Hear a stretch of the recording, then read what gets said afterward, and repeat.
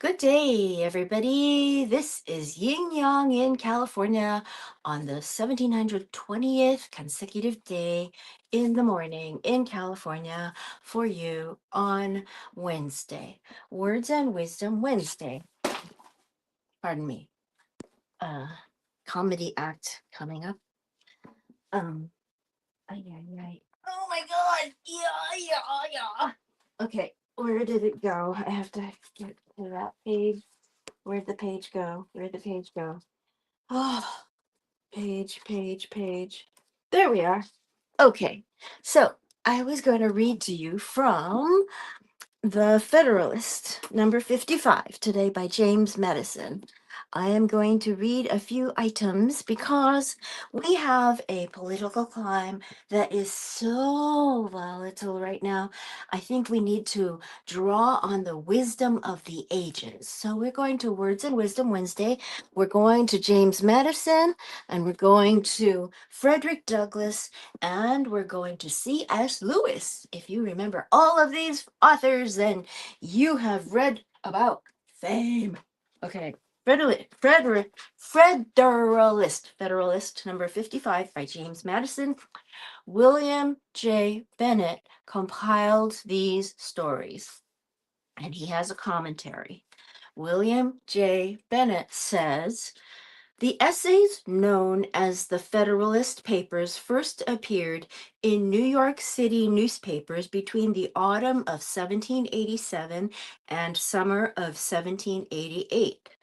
Written by Alexander Hamilton, James Madison, and John J.A.Y., they were addressed, quote, to the people of the state of New York, end quote, and signed with the pseudonym Publius, Publius.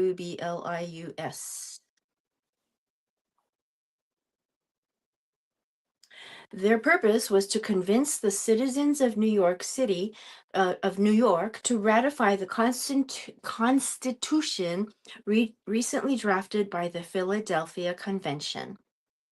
Although penned in haste, the brilliant set of essays remains one of our most significant political documents and commentaries on American democracy.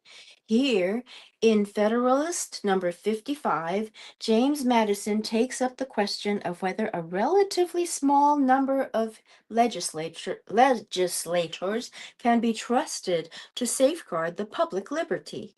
Such a system can work, Madison argues, as long as the political and moral responsibilities of the people remain intact. Democracy presupposes the virtue of its individual citizens. Now, in morsels of a thought of wisdom, hopefully that we learn the right things to do, we gain knowledge that becomes the right thing to do is wisdom.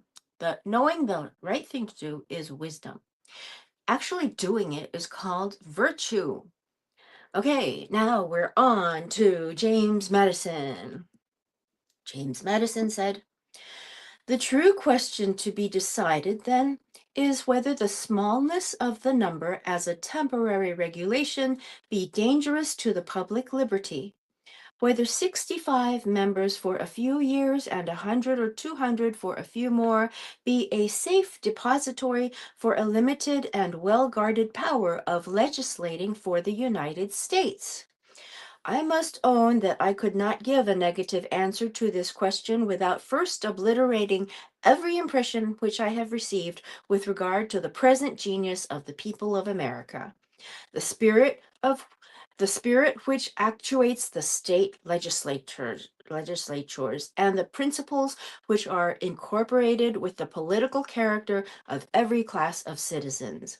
I am unable to conceive that the people of America, in their present temper, or under any circumstances which can speedily happen, will choose and every second year repeat the choice of 65 or 100 men who would be disposed to form and pursue a scheme of tyranny or treachery. I am unable to conceive that the state legislatures, which must feel so many motives to watch, and which possess so many means of counteracting, the federal legislature who would fail either to detect or to defeat a conspiracy of the latter, tyranny or treachery, against the liberties of their common constituents. I am equally unable to conceive that there are at this time, or can be in any short time, in the United States, any 65 or 100 men capable of recommending themselves to the choice of the people at large, who would either desire or dare, within the short space of 2 years, to betray the solemn trust committed to them. What change of circumstances, time, and a fuller population of our country may produce requires a prophetic spirit to declare, which makes no part of my pretensions. But judging from the circumstances now before us, this was back then, and from the probable state of them within a moderate period of time, I must pronounce that the liberties of America cannot be unsafe in the number of hands proposed by the federal Constitution. The Constitution. As there is a James Madison, as there is a degree of depravity in mankind which requires a certain degree of circumspection and distrust, so there are other qualities in human nature which justify a certain portion of esteem and confidence. Republican government presupposes the existence of these qualities in a higher degree than any other form. Were the pictures which have been drawn by the political jealousy of some among us faithful likenesses of the human character, the inference would be that there is not sufficient virtue among men for self-government, and that nothing less than the chains of despotism can restrain them from destroying and devouring one another. What he's saying is that virtue is supreme, and that if we have this many legislators, that we are going to be safe, because in this many people who understand the virtue of the population, there can't be a mistake being made. So now, Frederick Douglass. Frederick Douglass wrote, "The conscience of the nation must be roused." And here is a commentary by William J. Bennett. Frederick Douglass was born a slave in 1817 and raised by his grandmother on a Maryland plantation until sent to work at age 8 in Baltimore.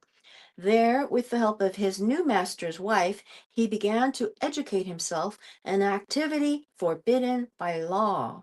In 1838, he escaped and settled in New Bedford, Massachusetts, and began working for the anti-slavery cause. It was not long before he was the nation's leading Black abolitionist and one of its most brilliant orators. In 1852, having been invited to deliver an Independence Day address in Rochester, New York, Douglass seized the occasion to hold the, quote, "scorching iron," end quote, of moral reproach to the nation's conscience. For Douglass and all Black Americans, by the way, Douglass is spelled with 2 S's at the end. For Douglass and all Black Americans, the 4th of July was not an anniversary on which to rejoice at the rights and freedoms conferred by democracy. It was a day of deepest shame for those betraying the most basic moral obligations toward their fellow men. Here is a brave soul holding America accountable for its sins. Now, Frederick Douglass speaks. Fellow citizens, pardon me. Allow me to ask, why am I called upon to speak here today? What have I, or those I represent, to do with your national independence? Are the great principles of political freedom and of natural justice embodied in that Declaration of Independence extended to us? And am I therefore called upon to bring our humble offering to the national altar and to confess the benefits and express devout gratitude for the blessings resulting from your independence to us? Would to God for both your sakes and ours that an affirmative answer could be truthfully returned to these questions. Dot, dot, dot. But such is not the state of the case. I say it with a sad sense of the disparity between us. I am not included within the pale of this glorious anniversary. Your high independence only reveals the immeasurable distance between us. I am reading from the Book of Virtues by William J. Bennett, and we're talking about Words and Wisdom Wednesday. We're reading for wisdom. We are hopefully gaining wisdom that we know the right things to do, and doing them would be actually virtue. Okay, so Frederick Douglass continues. The blessings in which you this day rejoice are not enjoyed in common. The rich inheritance of justice, liberty, prosperity, and independence bequeathed by your fathers is shared by you, not by me. The sunlight that brought light and healing to you has brought stripes and death to me. This 4th of July is yours, not mine. You may rejoice. I must mourn. To drag a man in fetters to the grand illuminated temple of liberty and call upon him to join you in joyous anthems were inhuman mockery and sacrilegious irony. Dot, dot, dot. Fellow citizens, above your national tumultuous joy, I hear the mournful wail of millions whose chains, heavy and grievous yesterday, are today rendered more intolerable by the jubilee shouts that reach them. If I do forget, if I do not faithfully remember those bleeding children of sorrow this day, quote, may my right hand forget her cunning, and may my tongue cleave to the roof of my mouth, end quote. To forget them, to pass lightly over their wrongs, and to chime in with the popular theme would be treason most scandalous and shocking, and would make me a reproach before God and the world. My subject, then, fellow citizens, is American slavery. I shall see this day and its popular characteristics from the slave's point of view, standing there identified with the American bondman, making his wrongs mine. I do not hesitate to declare with all my soul that the character and conduct of this nation never looked blacker to me than on this 4th of July. Whether we turn to the declarations of the past or to the professions of the present, the conduct of the nation seems equally hideous and revolting. America is false to the past, false to the present, and solemnly binds herself to be false to the future. Standing with God and the crushed and bleeding slave on this occasion, I will, in the name of humanity, which is outraged, in the name of liberty, which is fettered, in the name of the Constitution and the Bible, which are disregarded and trampled upon, dare to call in question and to denounce with all the emphasis I can command everything that serves to perpetuate slavery, the great sin and shame of America. Dot, dot, dot. What am I to argue that it is wrong to make men brutes, to rob them of their liberty, to work them without wages, to keep them ignorant of their relations to their fellow men, to beat them with sticks, to flay their flesh with the lash, to load their limbs with irons, to hunt them with dogs, to sell them at auction, to sunder their families, to knock out their teeth, to burn their flesh, to starve them into obedience and submission to their masters? Must I argue that a system thus marked with blood and stained with pollution is wrong? No, I will not. I have better employment for my time and strength than such arguments would imply. What then remains to be argued? Is it that slavery is not divine, that God did not establish it, that our doctors of divinity are mistaken? There is blasphemy in the thought. That which is inhuman cannot be divine. Who can reason on such a proposition? They that can may. I cannot. The time for such argument is past. At a time like this, Thus, at a time like this, scorching iron, not convincing argument is needed. Oh, had I the ability and could I reach the nation's ear, I would today pour out a fiery stream of biting ridicule, blasting reproach, withering sarcasm, and stern rebuke. For it is not light that is needed, but fire. It is not the gentle shower, but thunder. We need the storm, the whirlwind, and the earthquake. The feeling of the nation must be quickened. The conscience of the nation must be roused. The propriety of the nation must be startled. The hypocrisy of the nation must be exposed, and its crimes against God and man must be proclaimed and denounced. We're reading from Frederick Douglass. The conscience of the nation must be roused. What to the American slave is your 4th of July? I answer, a day that reveals to him, more than all other days of the year, the gross injustice and cruelty to which he is the constant victim.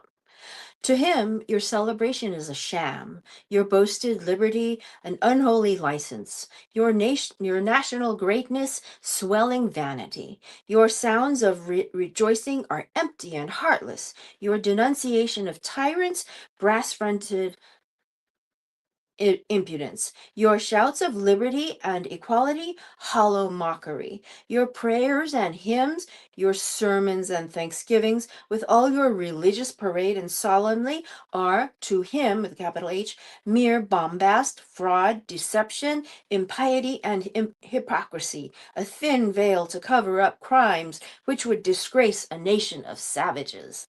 There is not a nation of savages.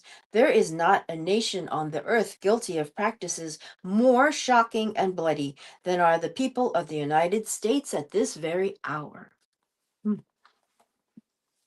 Ah, interesting. Now I want to read from C.S. Lewis.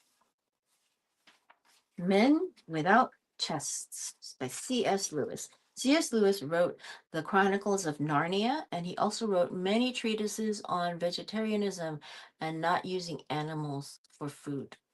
So he wrote, okay, now here's the commentary by William J. Bennett. C.S. Lewis from 1898 to 1963 was one of our greatest modern thinkers about the responsibility of adults in educating the young.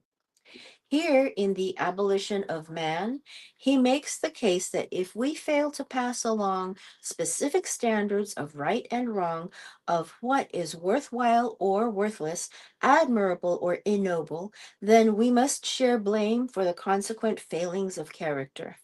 The closing paragraph of this excerpt is one of my favorite passages in all the literature about education. Okay, so let's get to it. C.S. Lewis says, until quite modern times, all teachers and even all men believed the universe to be such that certain emotional reactions on our part could be either congruous or incongruous to it. Believed, in fact, that objects did not merely receive but could merit our approval or disapproval, our reverence or our contempt. Quote, can you be righteous? Asks Traherne, unless you be just in rendering to things their due esteem. All things were made to be yours, and you were made to prize them according to their value. End quote. Saint Augustine defines virtue as ordo amoris, the ordinate condition of the affections in which every object is accorded that kind and degree of love which is appropriate to it. Aristotle says that the aim of education is to make the pupil like and dislike what he ought. When the age for reflective thought comes, the pupil who has been thus trained in, quote, ordinate affections, end quote, or, quote, just sentiments, end quote, will easily find the first principles in ethics, capital E. But to the corrupt man, they will never be visible at all, and he can make no progress in that science. Plato before him had said the same. The little human animal will not at first have the right responses. It must be trained to feel pleasure, liking, disgust, and hatred at those things which really are pleasant, likable, disgusting, and hateful. In the Republic, a work of literature, the well-nurtured youth is, quote, one who would see most clearly whatever was amiss in ill-made works of man or ill-grown works of nature, and with a just distaste would blame and hate the ugly even from his earliest years, and would give delighted praise to beauty, receiving it into his soul and being nourished by it, so that he becomes a man of gentle heart. All this before he is of an age to reason, so that when reason at length comes to him, then, bred as he has been, he will hold out his hands in welcome and recognize her because of the affinity he bears to her. End quote. In early Hinduism, that conduct in men which can be called good consists in conformity to or almost participation in the RTA, that great ritual or pattern of nature and supernature, which is revealed alike in the cosmic order, the moral virtues, and the ceremonial of the temple. Righteousness, correctness, order, and the Rita, capital R, is constantly identified with satya or truth, satya, correspondence to reality. As Plato said that the good was, quote, beyond existence, end quote, and good with a capital G, and Wordsworth said that that through virtue the stars were strong, so the Indian masters say that the gods themselves are born of Rata and obey it. The Chinese also speak of a great thing, the greatest thing, called the Tao. It is Tao. It is the reality beyond all predicates, the abyss that was before the Creator Himself. It is nature. It is the way, all capitalized, the road, capitalized. It is the way, capitalized, in which the universe goes on, the way, capitalized, in which things everlastingly emerge, stilly and tranquilly into space and time. It is also the way which every man should tread in imitation of that cosmic and supercosmic progression, conforming all activities to that great exemplar, quote, in ritual, end quote, say the Analects, capital A, it is harmony with nature that is prized, capital N. The ancient Jews likewise praised the law, capital L, as being, quote, true, end quote, dot, dot, dot. But what is common to them all is something we cannot neglect. It is the doctrine of objective value, the belief that certain attitudes are really true and others really false to the kind of thing the universe is and the kind of things we are, dot, dot, dot. Hence, the educational problem is wholly different according as you stand within or without the Tao. For those within, the task is to train in the pupil those responses which are in themselves appropriate, whether anyone is making them or not, and in making which the very nature of man consists. Those without, if they are logical, must regard all sentiments as equally non-rational, as mere mists between us and the real objects.